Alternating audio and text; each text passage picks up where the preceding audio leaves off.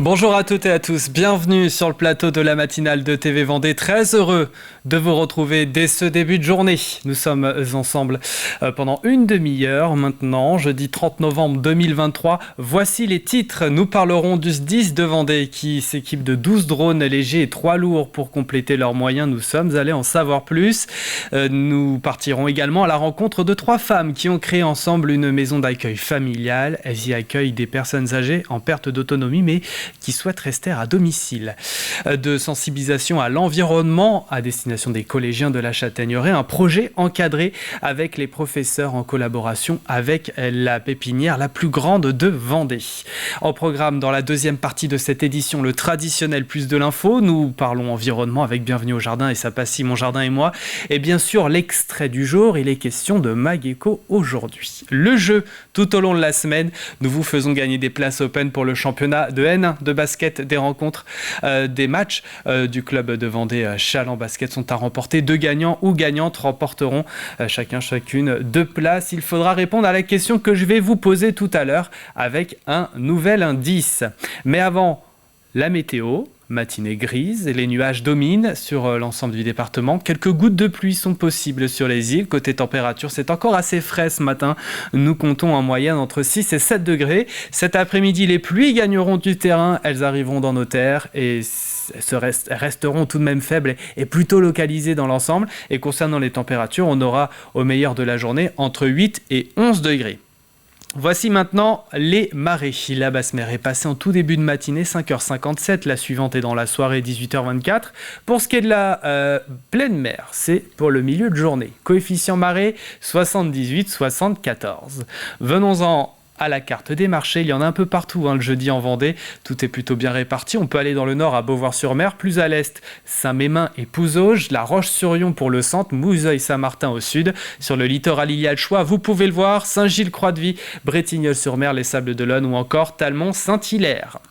Nous sommes le jeudi 30 novembre 2023 et le 30 novembre, nous souhaitons une bonne fête au Andrea, Maxence, Pierre-André, mais aussi au Marie-André, journée internationale des villes contre la peine de mort. Le choix de cette date ne doit rien au hasard car c'est le jour d'anniversaire de la première abolition de la peine capitale réalisée par un État, le Grand-Duché Toscane. C'était en 1786, donc 237 ans aujourd'hui. J'ai le dicton du jour, quand l'hiver n'est pas pressé, il arrive à la Saint-André. Je termine également par vous dire que le soleil va se coucher à 17h20 aujourd'hui. Allez, place au journal 100% local de la rédaction. C'est parti.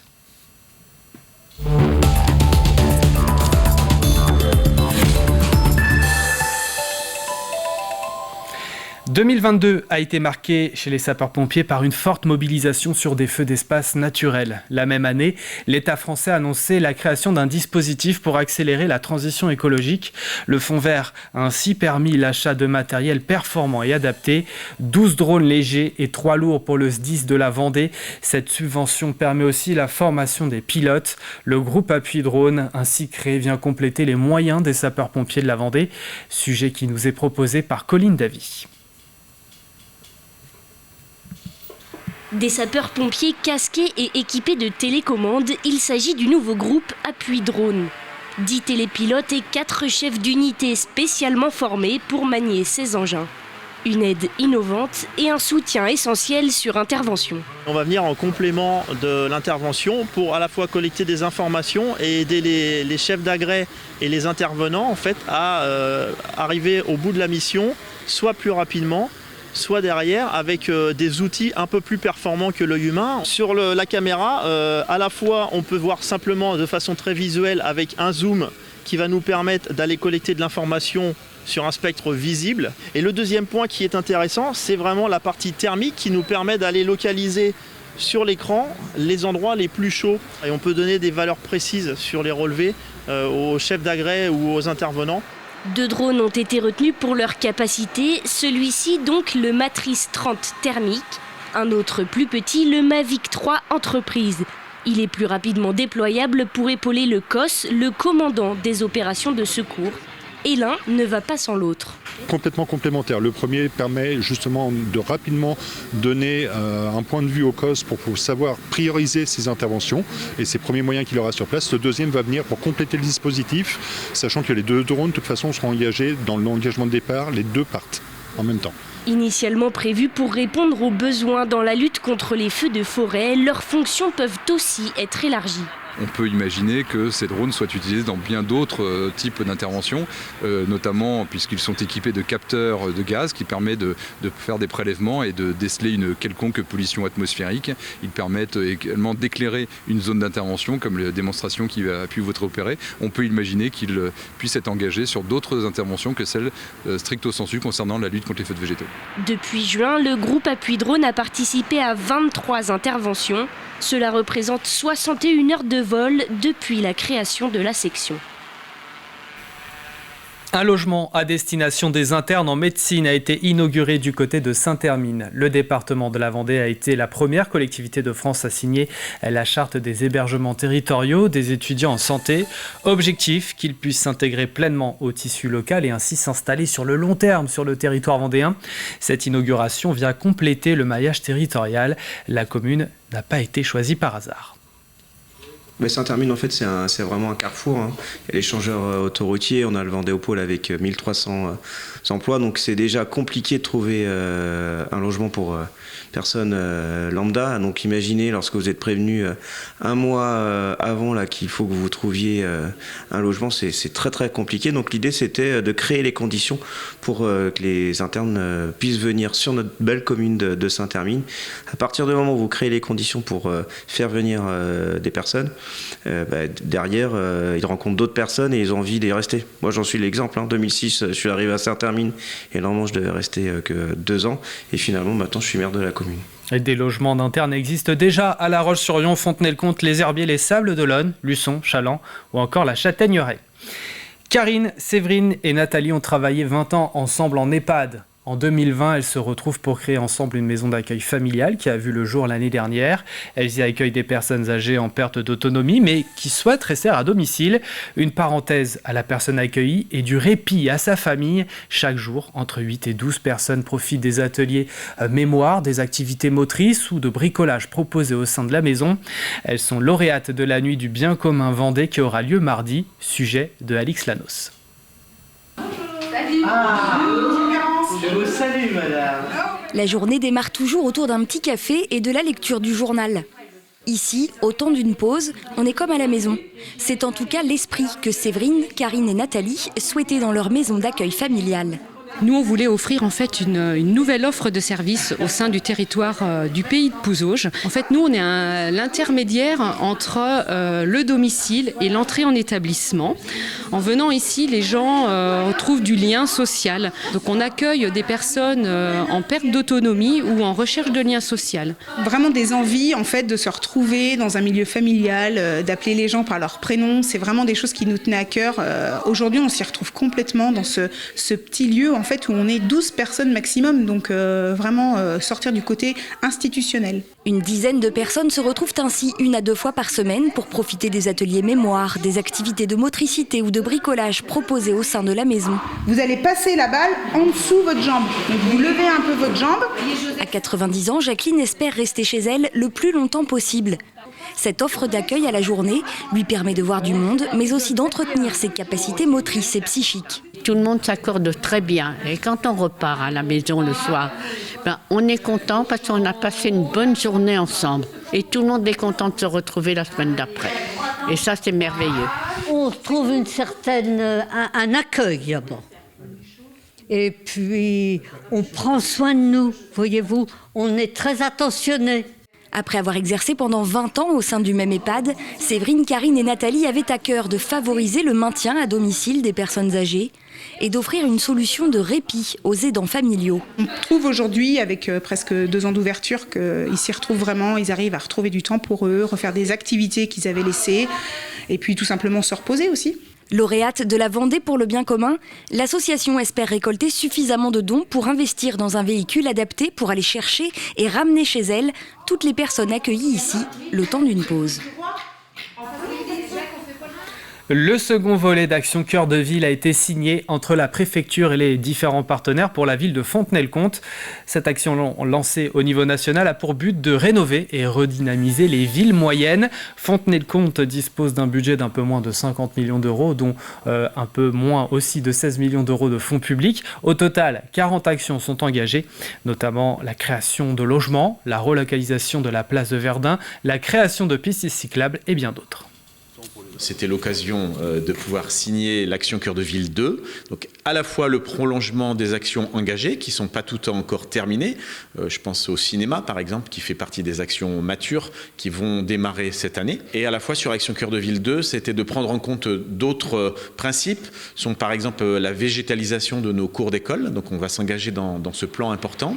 On a l'ambition et l'objectif de créer une maison des mobilités avec l'ouverture d'un guichet en tout cas pour les mobilités avec probablement des locations de vélos, un certain nombre de sujets qui concernent la mobilité et puis un engagement encore plus soutenu et peut-être plus fort sur le logement vacant et l'habitat insalubre puisque nous avons des squats dans le cœur de ville. Donc là aussi une action plus forte et plus marquée dans ce domaine-là. Les cours d'école se mettent au vert. Beaucoup d'entre elles abritent encore aujourd'hui des cours de récréation sans végétaux. Pour y pallier, certaines initiatives voient le jour, avec comme exemple ici une sensibilisation à l'environnement des collégiens de la Châtaigneraie, des collégiens de passage dans la plus grande pépinière de Vendée. Ils en repartiront avec des plantes afin de végétaliser leur établissement. Un projet encadré avec les professeurs en collaboration avec la pépinière. Objectif: face à la hausse des températures et à la perte de biodiversité, créer de la vie, des espaces rafraîchis, plus agréables à vivre au quotidien. Sujet de Grégoire de Châtillon. Stop le bitume et vive les plantes. Pour garnir en végétaux leur cours de récréation, bien trop souvent minéral, ces collégiens de la Châtaigneraie se sont rendus dans cette imposante pépinière, près de chez eux. L'objectif, végétaliser leur établissement scolaire. Des nouveaux systèmes racinaires qui vont partir après dans le sol. C'est bien de mettre un peu de verdure partout. Grâce à ça, ça va pouvoir être plus joli et c'est mieux pour la biodiversité. On a beaucoup bitumé les cours et maintenant on revient à faire rentrer la végétation dans nos collèges par rapport au réchauffement climatique. On a besoin de verdure dans nos collèges. Tu vois ça ? Des plantes mellifères, des aromates, des arbres et des arbustes, comme certains fruitiers d'avenir produits par la pépinière. On est capable de manger des fruits originaux, mais produits en Vendée. Et on est parti sur les féjoas, sur l'agrume résistant au froid, c'est-à-dire les mandariniers Satsuma. En fait, notre planète, elle a énormément besoin, comme ça a été dit tout à l'heure, du végétal. Le végétal, pas seulement pour embellir nos établissements scolaires, mais pour notre bien-être. Une vraie prise de conscience pour Alain Leboeuf, le président du conseil départemental qui a fait le déplacement. Il nous faut végétaliser nos cours de récréation et plutôt que de l'imposer, plutôt que de penser à la place, eh bien, ce que nous souhaitons, c'est que ce soit nos jeunes eux-mêmes qui se posent ces questions et qui essaient justement de nous faire des vraies propositions. Cette végétalisation que nous souhaitons dans nos écoles, dans nos collèges, je la souhaite encore beaucoup plus largement. Et c'est pour ça que dans ce projet biodiversité, nous voulons planter 1 million d'arbres. Refleurir la Vendée ne peut passer que par une sensibilisation à l'environnement auprès des plus jeunes. Un bon exemple ici, entre cette pépinière et ses collégiens. Et puis l'Office de tourisme intercommunal de Saint-Gilles-Croix-de-Vie a mis en lumière sa crevette rose au menu. Ce mercredi matin, notamment la présentation de l'apérose à la manière du printemps de la sardine. La volonté est d'inscrire la crevette dans le paysage local par le biais d'un événement annuel à destination du grand public. L'idée est de rendre ce produit de fête plus accessible lors d'un événement ouvert à tous. Ce sera l'occasion de fêter cette crevette autour du vin de Brême à la Criée. Cette manifestation gourmande et conviviale verra le jour l'année prochaine en novembre 2024. On parle de produits de luxe, mais il faut le rendre accessible. Si la dose est de 100 grammes, le kilo est peut-être à 40 ou 50 kilos, mais si on déguste 100 grammes, ça ramène à une dégustation à un prix modéré. Donc ce sera à la Criée, parce que c'est le lieu emblématique, et on mettra des manches debout. Et les personnes, ça sera sur inscription, parce que c'est un produit quand même On veut calibrer un peu le volume qu'on va mettre à la dégustation. Et donc, ce sera ouvert au grand public. Et voilà pour l'essentiel. Place aux prévisions météo du jour. Les nuages dominent en Vendée. Quelques gouttes de pluie sont possibles sur les îles. Côté température, c'est encore assez frais ce matin. Nous comptons 5 degrés à la Châtaigneraie et aux Herbiers, 6 du côté de Fontenay-le-Comte, Montaigu-Vendée, et pour la Roche-sur-Yon, 6 également à Soulan, 7 degrés à la Faute-sur-Mer, les Sables-d'Olonne ou encore aux Achats, 8 degrés du côté de l'Île-Dieu. Cet après-midi, les pluies gagneront du terrain, arriveront dans nos terres. Elles resteront faibles et localisées. Concernant les températures, on aura au meilleur de la journée entre 8 et 11 degrés. C'est plutôt stable. Nous entrons dans la deuxième partie de cette édition. Il y aura dans quelques instants Bienvenue au jardin. Aujourd'hui, nous nous intéresserons aussi dans le Mageco, qui est l'extrait du jour, à une entreprise qui nous vient de l'herbergement. Mais tout de suite, place au plus de l'info. C'est parti.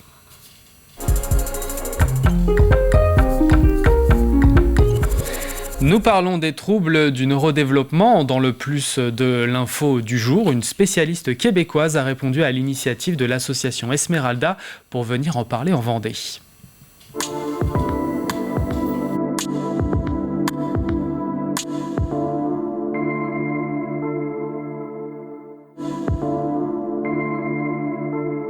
Les TND, c'est les troubles du neurodéveloppement. Donc, c'est une catégorie de troubles qui vont apparaître à l'enfance, qui vont affecter toutes les sphères de l'individu. Donc, sur le plan des apprentissages, des relations sociales, du fonctionnement, de l'autonomie fonctionnelle, et donc qui ont intérêt à être pris en charge rapidement.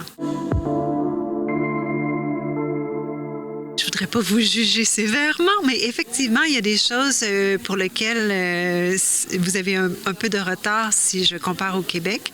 Donc, des lacunes de prise en charge en ce sens où on mise beaucoup sur le diagnostic chez vous. Nous, on va davantage orienter les interventions en fonction des besoins qui vont être identifiés. Alors, on n'attend pas nécessairement d'avoir l'étiquette officielle pour mettre en place des trucs, des interventions, et c'est là le grand bénéfice, je crois, qu'on a sur vous. Il faut identifier les besoins qu'il a pour être sûr de mettre en place des adaptations, soit pour diminuer l'impact de ces symptômes ou encore faire en sorte qu'il y ait une remédiation de certaines particularités qu'il présente. Alors, les deux sont possibles. On peut, autrement dit, les TND, ça ne se guérit pas. Ce sont des troubles qui vont être là, permanents dans la vie de l'individu, mais par stratégie compensatoire, il est possible que ça devienne très peu visible ou très peu handicapant pour l'individu, ou encore que d'autres traits soient complètement annulés par les apprentissages qu'ils vont faire. C'est ça, un élève qui a un déficit d'attention, là, il ne sera jamais capable de maintenir une vigilance qui est longue et constante. Par contre, il va être capable d'offrir de courtes périodes d'attention très accrues. Alors, à ce moment-là, il faut simplement diviser la tâche, scinder ce qu'on lui demande, et puis les résultats sont bien meilleurs dans ces conditions-là. C'est aussi très important qu'on ne laisse pas ces enfants errer à ne pas comprendre pourquoi est-ce qu'ils ont des difficultés par rapport à leur père. Ne pas laisser les enseignants seuls avec ces troubles du comportement aussi qui se majorent avec le temps puisque les enfants ne trouvent pas leur place au sein des classes. Et le gouvernement a effectivement déclenché un grand plan national qui ne concerne plus que l'autisme mais les TND, mais il faut qu'on puisse aller encore plus loin avec des formations pour tous les professionnels et puis qu'on puisse tous parler le même langage. Dans ma pratique, là, je vois souvent des adultes qui ont un TDAH et quand ils reçoivent leur diagnostic à l'âge adulte, ils me disent souvent « Mon parcours aurait été tellement différent si j'avais su, puis si on avait adressé mes difficultés comme on le fait maintenant avec nos jeunes. » Alors, oui, on peut éviter beaucoup de souffrance en mettant en place quelques stratégies et adaptations.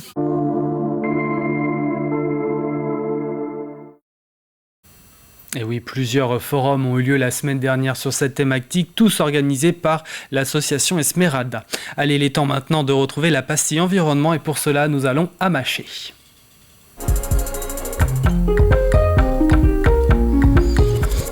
Dans Bienvenue au jardin, nous avons retrouvé Odile Voyer, c'est la propriétaire du jardin botanique d'Alquinos du côté de Maché. À suivre également quelques conseils avec le jardin et moi. Odile, quand les gens viennent visiter ce jardin, quels sont les principaux retours qu'ils peuvent vous faire? Parce que moi, ce que j'apprécie, c'est qu'on déambule, on marche, on tourne, on découvre tous ces univers que vous nous avez présentés. Et on a vraiment cette sensation que le jardin nous raconte une histoire, en fait, au bout de chaque détour. Ce que les gens apprécient, c'est la diversité des espaces. C'est ça qui les étonne. Et puis que de travail, mais que de travail. Ceci dit, oui, ça c'est le leitmotiv qui revient tout le temps. Je ne veux pas dire que ça finirait presque par nous décourager, oui. Parce qu'en fait, nous on y est tous les jours pratiquement, donc on n'a pas la même vision des choses. Donc c'est vrai que pour les gens c'est important. Tous les deux. On a une entreprise quand même qui vient nous aider un peu pour tout ce qui est taille de charmille et de talus. Oui, parce qu'on a beaucoup de talus étant sur un coteau. Voilà. Odile, est-ce que vous avez un potager? Oui. Le potager du chef. Nous allons voir le potager du chef. Oui. Place désormais à notre apprenti pour la minute, le jardin et moi.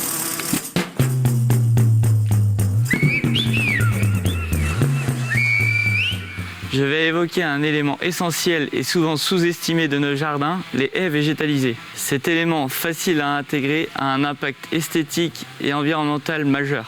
Les jardins ont souvent des contraintes de voisinage. Ils peuvent aussi subir des vents gênants. Planter une haie végétale peut être une solution à tous ces problèmes. Par grand soleil, les haies peuvent aussi apporter de l'ombre. Attention, il y a des règles à respecter. Les sujets de plus de 2 mètres doivent être plantés en retrait de 2 mètres de la limite de propriété. Les sujets plus petits peuvent être plantés à 50 cm de la limite de propriété.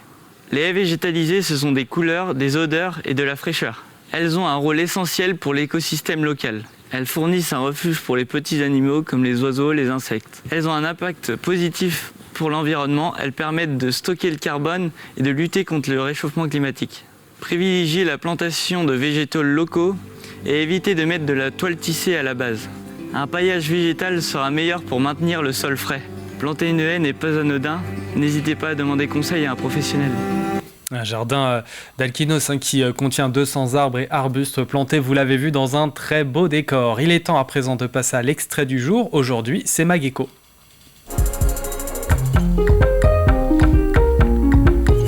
Direction l'herbergement et l'entreprise Brié. Cette entreprise en plein développement est spécialisée dans la réalisation d'aménagements intérieurs. Rencontre avec le directeur général.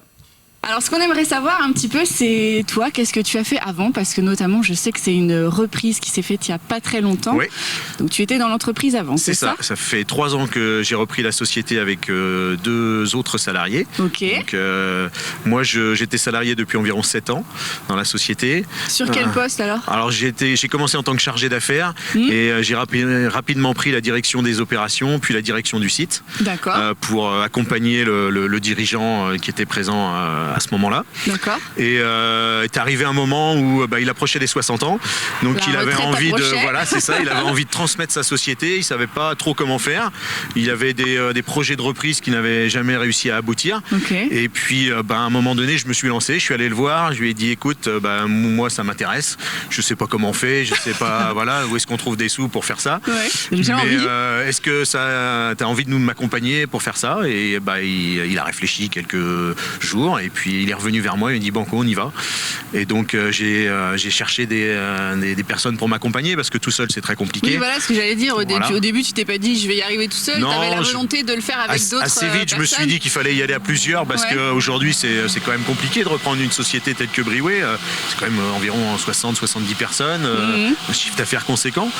Et donc j'ai un petit peu sondé mes plus proches collaborateurs, les gens avec qui on travaillait au quotidien, ceux avec qui je m'entendais bien. Déjà dans l'entreprise. Dans l'entreprise, bien sûr.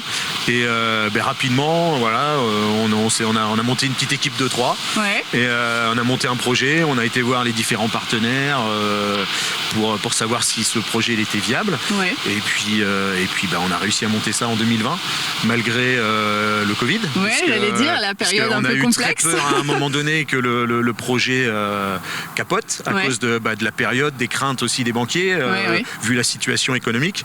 On a la chance que nous, on travaille sur quand même un métier métier.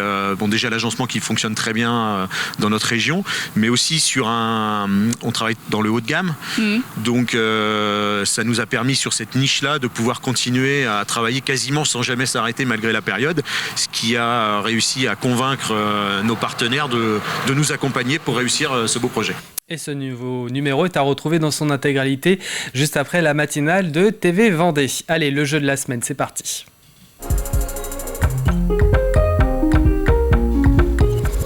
Nous vous faisons gagner 2 places. 2 gagnants remporteront 2 places chacun pour la saison championnat 2023-2024 du club de basket de Chaland. Vendée Chaland Basket, équipe de National 1. Mais il faut répondre correctement à cette question pour les avoir, ces places. De quel art avons-nous parlé la semaine dernière dans Vivez la Vendée? Voici le 4e et avant-dernier indice. Il existe 18 mouvements. Les images peuvent vous aider également pour jouer. C'est sur notre site internet tvvendée.fr. Bonne chance à toutes et à tous. L'info revient à 12h30, ce sera avec Julie Morini. Passez une excellente journée sur TV Vendée.